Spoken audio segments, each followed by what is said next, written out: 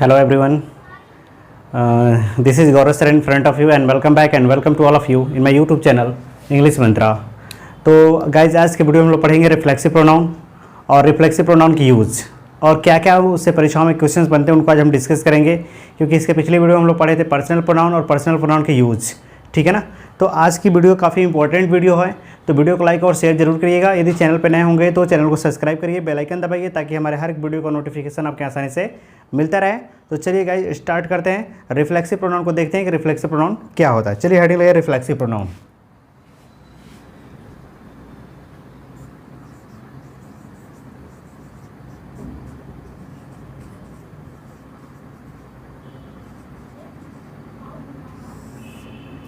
Reflexive pronoun क्या होता है? तो रिफ्लेक्सिव प्रोनाउन की एक हिंदी होती है निजवाचक सर्वनाम। ठीक है ना।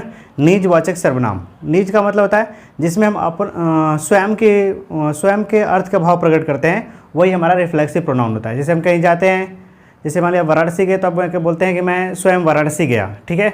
अब इलाहाबाद गए तो आप बोलते हैं मैं स्वयं इलाहाबाद गया।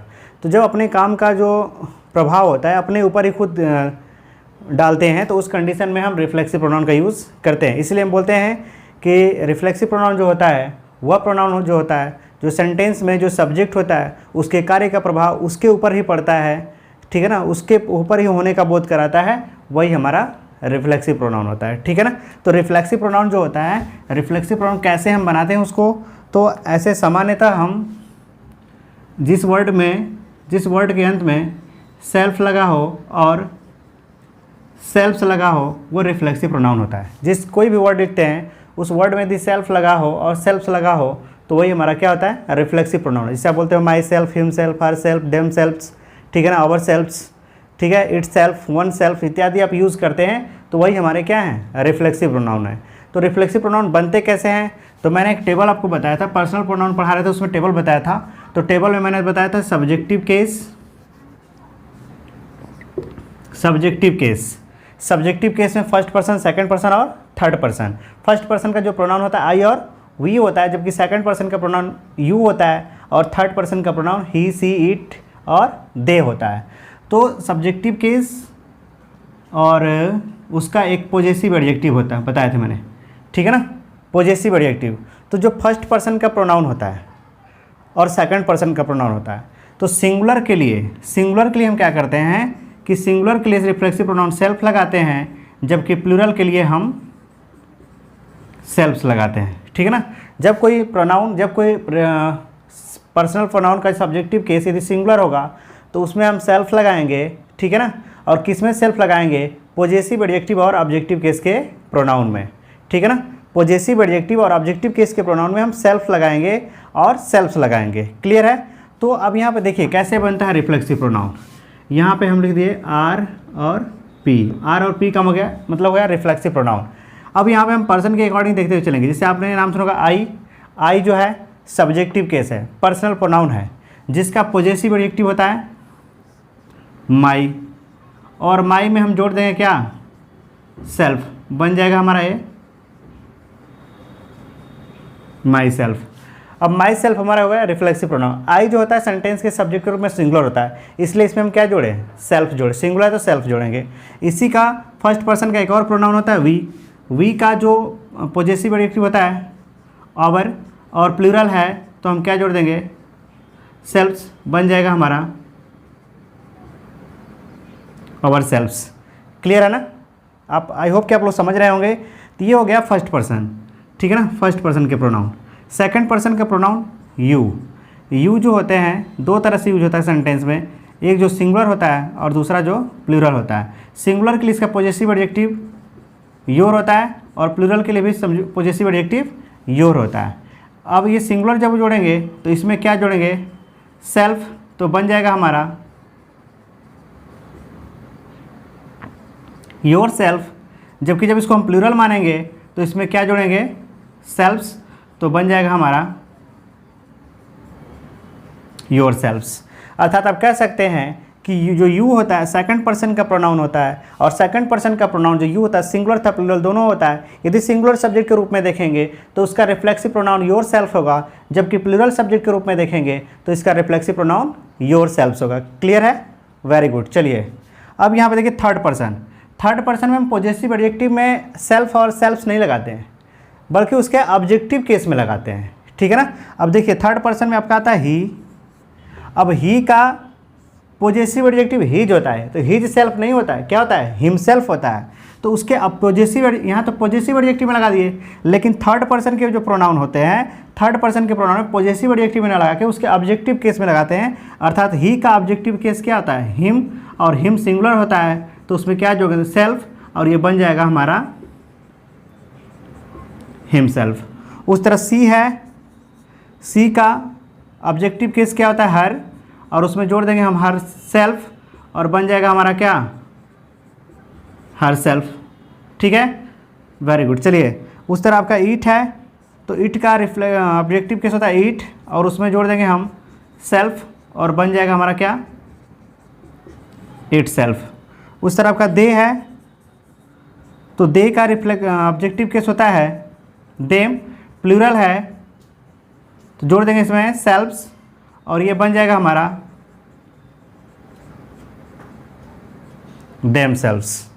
तो गाइज हमारा ये रिफ्लेक्सिव प्रोनाउन होगा, myself, ourself, yourself, himself, herself, itself and themself. These are reflexive pronoun, और इनका हम प्रयोग करते हैं, और कैसे करते हैं उन्हीं को हम लोग देखेंगे, सीखेंगे, थोड़ा सा प्रैक्टिकली सीखेंगे कि क्या क्या इससे क्वेश्चन में क्या क्या इससे प्रश्न बनते हैं हमारी एग्जाम में, एयरफोर्स के एग्जाम में, या एसएसआर के एग्जाम में, या टेट, सुपर टेट जो भी होते हैं उनके एग्जाम में क्या क्या क्वेश्चन बनते हैं, तो उन्हीं को देखेंगे। आई होप कि इसको आप लोग लिख लिए होंगे या इसका स्क्रीनशॉट ले लीजिए। तो हम आगे बढ़ते हैं, देखते हैं चीज़ों को और सीखते हैं कि रिफ्लेक्सिव प्रोनाउन से क्या क्या क्वेश्चंस बनते हैं, या common error of reflexive pronoun. चलिए इसको मिटाते हैं और आगे बढ़ते हैं।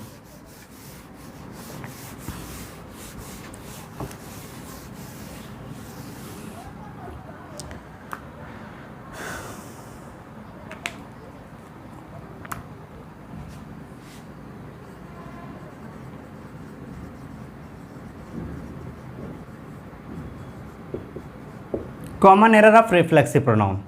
तो common error of reflexive pronoun, जिसमें पहला आता है आपका कि जितने भी रिफ्लेक्सिव प्रोनाउन होते हैं, ठीक है ना, जितने भी रिफ्लेक्सिव प्रोनाउन होते हैं वो हमेशा सब्जेक्ट के बाद यूज होते हैं, ठीक है ना। सब्जेक्ट के बाद मतलब कि वर्ब के बाद यूज होते हैं, क्लियर है। तो यदि आप पहला इसमें पॉइंट देखेंगे तो रिफ्लेक्सिव प्रोनाउन वर्ब के सब्जेक्ट के रूप में कभी नहीं होता है। अर्थात कह सकते हैं कि reflexive pronoun is never used as the form of subject in a sentence, clear है। यानी कि reflexive pronoun is never used, ठीक है ना, as a form of subject in a sentence. जैसे आप कहेंगे कि myself solved this question, myself solve this question. अब बताइए सॉल्व हमारा क्या है, मेन वर्ब है, मेन वर्ब का सब्जेक्ट क्या है, माई सेल्फ है, ठीक है ना। तो माई सेल्फ जो होता है वर्ब का सब्जेक्ट कभी नहीं होता है। अर्थात रिफ्लेक्सिव प्रोनाउन जो होते हैं सेंटेंस के में सब्जेक्ट के रूप में कभी नहीं प्रयोग किए जाते हैं, क्लियर है। तो पहला पॉइंट लिख लीजिएगा कि जो रिफ्लेक्सिव प्रोनाउन होता है सेंटेंस के सब्जेक्ट के रूप में कभी प्रयोग नहीं किया जाता, अर्थात वर्ब का सब्जेक्ट नहीं होता है। इस सेंटेंस को आप ऐसे लिख सकते हैं कि I solved this question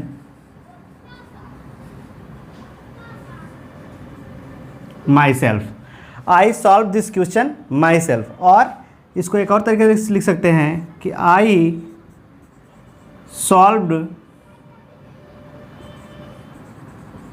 myself this question, ठीक है ना। तो यहाँ पे देखिए जब भी ये रिफ्लेक्सिव प्रोनाउन होगा वर्ब के बाद होगा, ठीक है ना, वर्ब के बाद होगा, वर्ब से पहले नहीं होगा, ठीक है, क्लियर है। तो इसलिए दोनों सेंटेंस हैं हमारे क्या हैं, राइट है। ये सेंटेंस हमारा क्या है, रॉन्ग है, क्योंकि यहाँ वर्ब के सब्जेक्ट के रूप में क्या यूज़ किया गया, रिफ्लेक्सिव प्रोनाउन यूज़ किया गया है। क्लियर है ना, क्लियर है। आई होप कि क्लियर हो गए होंगे, ठीक है ना। जैसे अब यहीं पे एक और कॉन्सेप्ट आपको यहीं पे समझ लीजिए। जब इस माई सेल्फ का प्रयोग या myself, ourself, himself, herself, itself, themself इत्यादि का प्रयोग वर्ब से पहले और सब्जेक्ट के बाद, बात को समझिएगा ध्यान से, वर्ब से पहले और सब्जेक्ट के बाद यदि प्रयोग किया गया हो तो ये गलत नहीं होते हैं, ठीक है ना। मेरी बात ध्यान समझिए कि जब इस रिफ्लेक्सिव प्रोनाउन का प्रयोग इस वर्ब से पहले अर्थात इस सॉल्व्ड से पहले किया गया हो और इस आई के बाद किया गया हो, अर्थात इन दोनों के बीच में किया गया हो, ठीक है ना, इन दोनों के बीच में किया गया हो, तो उस कंडीशन में वो सेंटेंस सही होता है, परंतु ये रिफ्लेक्सिव प्रोनाउन नहीं होता। इसका फंक्शन बदल जाता है, तब ये जो जितने भी रिफ्लेक्सिव प्रोनाउन है बदल जाते हैं एम्पैथेटिक प्रोनाउन में। क्लियर है? एक हम एग्जांपल्स देखेंगे तब आपको सारी चीज़ें क्लियर हो जाएंगी।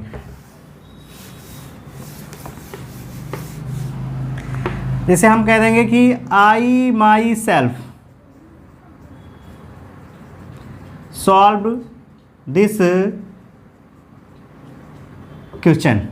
आई myself solve this question. अब बताइए दैट सेंटेंस इज राइट और रॉन्ग? राइट और रॉन्ग? तो आप ये सेंटेंस जो है राइट होगा, रॉन्ग नहीं होगा। क्यों नहीं होगा? क्योंकि यहाँ पे वर्ब का सब्जेक्ट क्या है? आई है। वर्ब का ऑब्जेक्ट क्या है? सॉल्व्ड है। और दोनों के बीच में कौन आ गया? माई सेल्फ आ गया। लेकिन ये रिफ्लेक्सिव प्रोनाउन नहीं होगा। ये ग्रामर के पार्ट ऑफ स्पीच से इसका जो प्रोनाउन के जो काइंड्स हैं उसमें बदल जाएगा। रिफ्लेक्सिव प्रोनाउन से बन जाएगा एम्पैथेटिक प्रोनाउन। ठीक है ना? काइंड्स में आप लोगों को बताए थे, तो काइंड्स में जितने भी आप कह सकते हैं जितने भी रिफ्लेक्सिव प्रोनाउन होते हैं वो आपके एम्पैथेटिक प्रोनाउन होते हैं। कब होते हैं? जब उन रिफ्लेक्सिव प्रोनाउन का प्रयोग हम क्रिया से पहले और कर्ता के बाद कर देंगे, अर्थात कर्ता और क्रिया के बीच में कर देंगे, तो वो हमारा रिफ्लेक्सिव प्रोनाउन ना बन के क्या हो जाएगा? एम्पैथेटिक प्रोनाउन हो जाएगा। ठीक है ना? इसको फंक्शन को ध्यान समझ ले। इसी को आप जब ऐसे लिखे कि आई सॉल्व्ड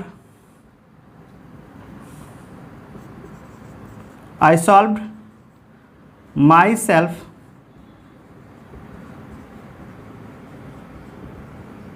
दिस क्वेश्चन। ठीक है ना? I solved myself this question. तो ये माई सेल्फ हमारा क्या बन गया? रिफ्लेक्सिव प्रोनाउन था। लेकिन जब इसी माई सेल्फ को हमने आई और सॉल्व के बीच में लिख दिया तो ये बन गया क्या हमारा? Empathetic pronoun. तो एम्पैथेटिक प्रोनाउन कोई अलग प्रोनाउन नहीं होता। जितने भी रिफ्लेक्सिव प्रोनाउन होते हैं वही एम्पैथेटिक प्रोनाउन होते हैं।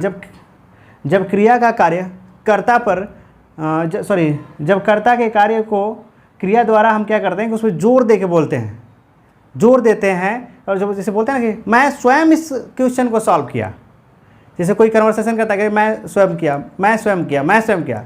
आप वहाँ खड़ा होकर बोले नहीं मैं स्वयं इस काम को किया, मैं स्वयं इस प्रश्न को सॉल्व किया, तो उस कंडीशन में जब तेज़ी से जोर दे के बोलेंगे तो सब्जेक्ट के बाद और वर्ब से पहले उसी माई सेल्फ को लिखेंगे, तो पार्ट ऑफ स्पीच से वह प्रोनाउन का अलग काइंड्स हो जाएगा। और वो अलग काइंड्स क्या हो जाएगा? Empathetic pronoun. आई होप कि ये कॉन्सेप्ट क्लियर हो गए होंगे। आप बुक उठा के देखिएगा, जो आपका रिफ्लेक्सिव प्रोनाउन होता है वही एम्पैथेटिक प्रोनाउन होता है। बस उसके सेंटेंस में फंक्शन क्या होते हैं? बदलते रहते हैं। अर्थात पहला कॉमन एरर बनेगा कि जितने भी रिफ्लेक्सिव प्रोनाउन होते हैं सेंटेंस का सब्जेक्ट नहीं होता है। कभी कभी आप इंटरव्यू फेसिंग करते हैं तो इंटरव्यू फेसिंग करते समय बोलते हैं माई सेल्फ मोहन, ठीक है ना, my self Vikas, my self Reena, जो भी आप ऐसे बोलते रहते हैं वो जो होता है फर्स्ट इंप्रेशन होता है। और फर्स्ट इंप्रेशन में माई सेल्फ लगा के बोलना आपका एक क्या होता है? नेगेटिव कैपेबिलिटी हो जाती है। तो उस कंडीशन में माई सेल्फ से कभी आप इंट्रोडक्शन मत दीजिएगा। ओके, आई होप कि ये कॉन्सेप्ट क्लियर हो गए। चलिए अगला कॉन्सेप्ट देखते हैं। अगला कॉन्सेप्ट देखते हैं इसका। जैसे हम लिख देंगे मोहन। अब बताइए मोहन के लिए आप रिफ्लेक्सिव प्रोनाउन क्या लगाएंगे? मोहन के लिए क्या लगाएंगे? मोहन क्या है?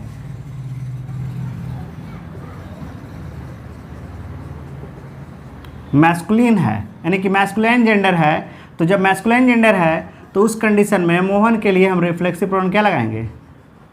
हिमसेल्फ। जैसे आप कहेंगे मोहन हर्ट, क्या लिखेंगे यहाँ पे? Him self. ठीक है ना? अगर यहीं पे रहता सीता तो सीता हर्ट, यहाँ पे क्या लिखते हैं? Her self. ठीक है? जब इसी को लिख देंगे कि मोहन एंड सोहन, जब ये दो लोग हो जाएंगे, जब प्लूरल हो जाएंगे तो ना तो हिमसेल्फ लिखेंगे ना तो हर सेल्फ लिखेंगे। उस कंडीशन में यहाँ पे प्लूरल हो गए तो हम क्या लिखेंगे? देमसेल्फ्स लिखेंगे। क्लियर है ना? जब सीता और गीता की बात करेंगे तो जेंडर के अकॉर्डिंग हम यूज़ करते रहते हैं। कुछ ऐसे नाउन होते हैं जिनमें जेंडर कंफर्म नहीं होता है। जैसे अभी हम लिख देंगे, जैसे अभी लिख दिया टीचर, अब टीचर के लिए क्या लगाएंगे, हिम सेल्फ की हर सेल्फ, हिम सेल्फ की her self.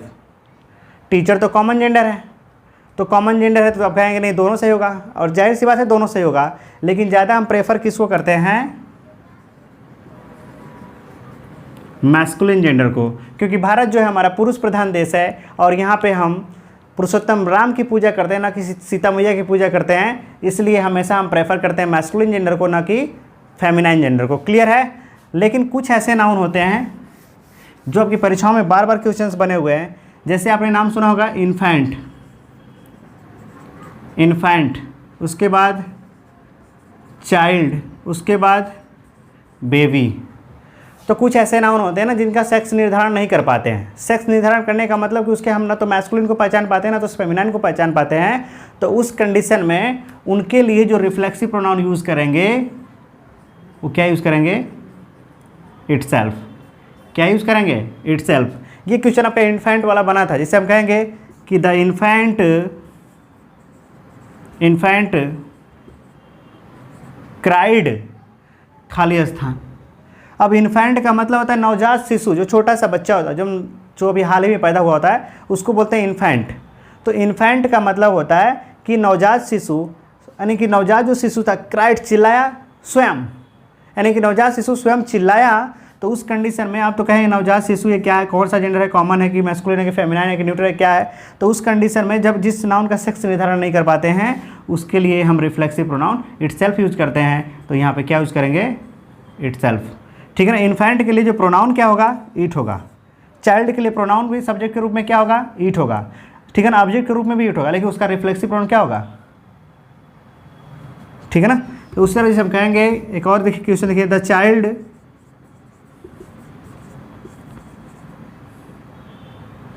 Child has broken, खाली स्थान,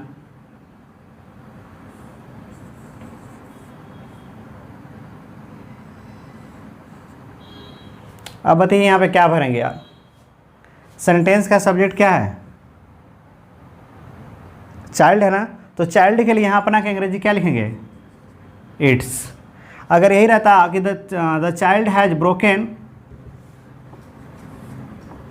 ब्रोकन लेग्स, खाली स्थान, फुल स्टॉप। अब यहाँ पर रिफ्लेक्सिव प्रोनाउन भरने के लिए कह रहा है, तब उस कंडीशन में आप क्या भरेंगे, इटसेल्फ। तो जिस नाउन का सेक्स निर्धारण नहीं हो पाता है उसके लिए हम क्या करते हैं कि हम इटसेल्फ का प्रयोग करते हैं, ना कि हिमसेल्फ और ना कि हर सेल्फ। क्लियर है, ठीक है, वेरी गुड। प्रैक्टिस करते रहेगा, जो भी क्वेश्चन आपको डाउट होंगे। और मैंने आपको व्हाट्सअप नंबर बताया था, अगेन आपको व्हाट्सअप नंबर रिपीट कर दे रहे हैं, 8052097212।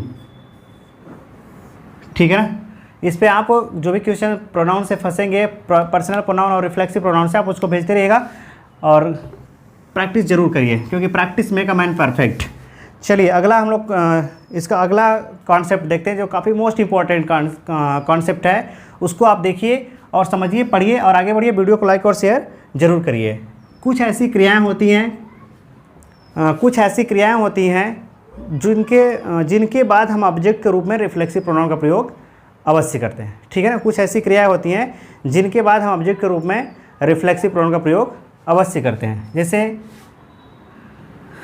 आपने नाम सुना होगा प्राइड,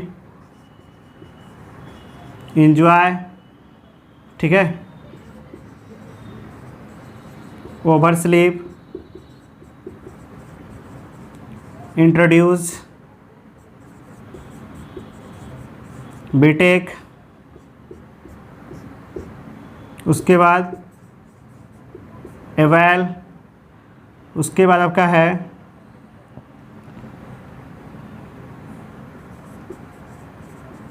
एब्सेंट, प्रेजेंट, उस तरह आपका रिवेंज, अवेंज इत्यादि। जो कैसे बहुत सारी ऐसी क्रियाएं होती हैं जिनके बाद हम ऑब्जेक्ट के रूप में रिफ्लेक्सिव प्रोनाउन का प्रयोग अवश्य करते हैं। ठीक है ना। इसमें से आपका ड्रिंक हुआ, ठीक है। इनके बाद हम क्या करते हैं कि ऑब्जेक्ट के रूप में ऑब्जेक्ट के रूप में रिफ्लेक्सिव प्रोनाउन का प्रयोग अवश्य करते हैं। तो कुछ ऐसी क्रियाएं होती हैं जिनके बाद हम ऑब्जेक्ट के रूप में क्या करते हैं कि रिफ्लेक्सिव प्रोनाउन का प्रयोग अवश्य करते हैं। कुछ एग्जांपल्स देखेंगे और इन क्रियाओं को देख लीजिए। रिफ्राइड है, एंजॉय है, ओवर स्लीप है, इंट्रोड्यूस है, बिटेक है, अवेल है, अब्सेंट है, प्रेजेंट है, रिवेंज, अवेंज, ड्रिंक, ठीक है, इत्यादि ऐसी क्रियाएं हैं जिनके बाद हम क्या करते हैं ऑब्जेक्ट का प्रयोग अवश्य करते हैं। एक और उसमें क्रिया लिख लीजिएगा, रिजाइन, काफ़ी मोस्ट इंपॉर्टेंट है। रिजाइन और टायर्ड वर्ड का नाम सुने होंगे। अभी एक और क्वेश्चन उनसे बता दे रहे हैं, आपकी परीक्षा में बने क्वेश्चन और उनको आप कर लीजिएगा। तो आई होप कि क्रिया लिख लिए होंगे। प्राइड हो गया, इंजॉय हो गया, oversleep, introduce, betake, avail, absent, present, resign, revenge, avenge, drink के बाद हम ऑब्जेक्ट के रूप में रिफ्लेक्सिव प्रोनाउन का प्रयोग अवश्य करते हैं। चलिए हम एग्जाम्पल चूज कराते हैं, उसके बाद आगे बढ़ते हैं।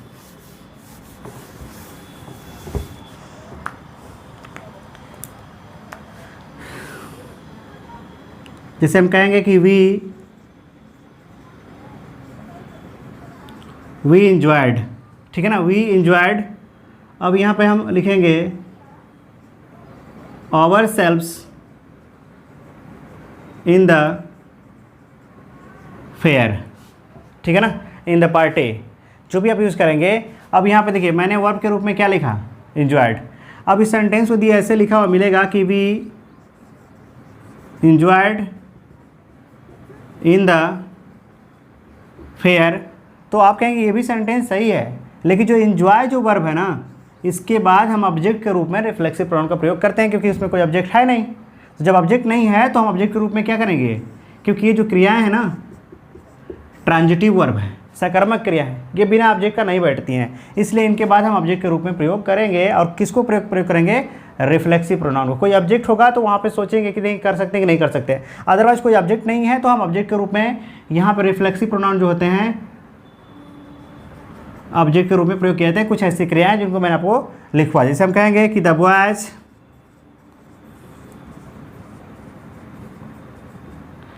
absented, ठीक है ना, absented। अब यहाँ पे लिखेंगे हम themselves, ठीक है ना, themselves क्यों लिख दिए, क्योंकि यहाँ पे बॉयज़ क्या है हमारा प्लूरल है। The boys absented themselves from the class, ठीक है ना, फ्रॉम द क्लास। अब यहाँ पे देखिए क्रिया के रूप में क्या है, absent है, कोई ऑब्जेक्ट नहीं है। जब ऑब्जेक्ट नहीं है तो हम ऑब्जेक्ट के रूप में किसको लिख दिए, रिफ्लेक्सिव प्रोनाउन को। तो कुछ ऐसी क्रियाएं होती हैं जिनके बाद हम ऑब्जेक्ट के रूप में रिफ्लेक्सिव प्रोनाउन का प्रयोग अवश्य करते हैं। एक और एग्जांपल देखते हैं, देखिए ही अवेलेड का मतलब होता है लाभ उठाना या फ़ायदा उठाना। ही अवेलेड himself of this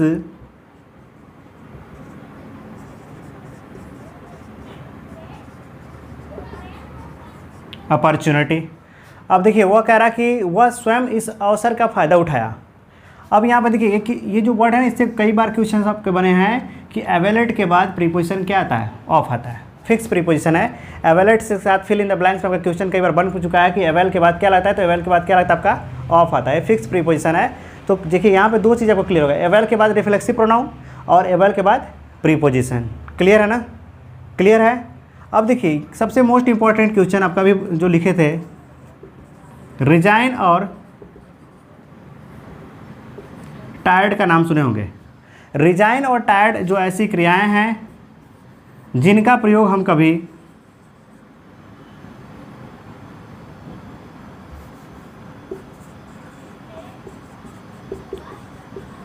perfect tense में नहीं करते हैं। रिजाइन, टायर्ड और एक होता है आपका इंक्लूड, ठीक है ना, इनका प्रयोग हम परफेक्ट टेंस में नहीं करते हैं। इन्वॉल्व, ठीक है ना, इन्वॉल्व का मतलब होता है शामिल होना, या किसी चीज़ में आप इन्वॉल्व होते हैं, तो उस कंडीशन में रिजाइन, टायर्ड ऐसी जो क्रियाएं हैं, इन्वॉल्व ऐसी क्रियाएं हैं जिनका प्रयोग हम परफेक्ट टेंस में कभी नहीं करते हैं। परफेक्ट टेंस का मतलब होता है present perfect tense, past perfect tense, future perfect tense, अर्थात इनके साथ हम कभी has, have, had, will have, या शैल हैव, इनके साथ ये कभी क्रिया नहीं हुई। जैसे आप बोलते हैं ना मैं थका हूँ तो क्या बोलेंगे, आई एम टायर्ड, ना कि आई हैव टायर्ड, ठीक है ना।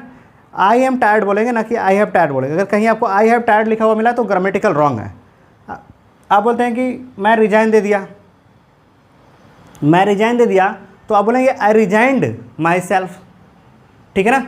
आई हैव रिजाइंड नहीं बोलेंगे, आई हैव बोलेंगे तो हैव परफेक्ट टेंस हो गया। तो रिजाइन के साथ रिफ्लेक्सिव प्रोनाउन का प्रयोग करते हैं ऑब्जेक्ट के रूप में, और रिजाइन और टायर्ड और इन्वॉल्व ऐसी क्रियाएं हैं जिनका प्रयोग हम कभी परफेक्ट टेंस में नहीं करते हैं। तो गाइज ये काफ़ी मोस्ट इंपॉर्टेंट है, काफ़ी पे लिख लीजिएगा कि रिजाइन, टायर्ड और इन्वॉल्व ऐसी क्रियाएं हैं जिनका प्रयोग हम परफेक्ट टेंस में नहीं करते हैं। अर्थात इनसे पहले यदि have, has, had, will have, shall have इत्यादि का प्रयोग किया गया होगा तो ग्रामेटिकली रॉन्ग होगा। इसलिए इनके साथ हम क्या यूज़ कर सकते हैं, इज, एम, आर, वाज, वर इत्यादि का प्रयोग कर सकते हैं। अदरवाइज हम हैज़, हैव, हैड के साथ क्रिया का थर्ड फॉर्म, क्योंकि रिजाइंड तो हम लिखते हैं resigned, I am resigned, I am resigned, I am tired, ना कि आई हैव टायर्ड, ठीक है ना, क्लियर है ना।